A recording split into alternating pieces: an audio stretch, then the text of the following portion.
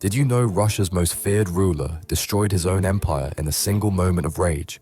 Ivan IV had terrorized his people for decades through brutal purges and paranoid violence.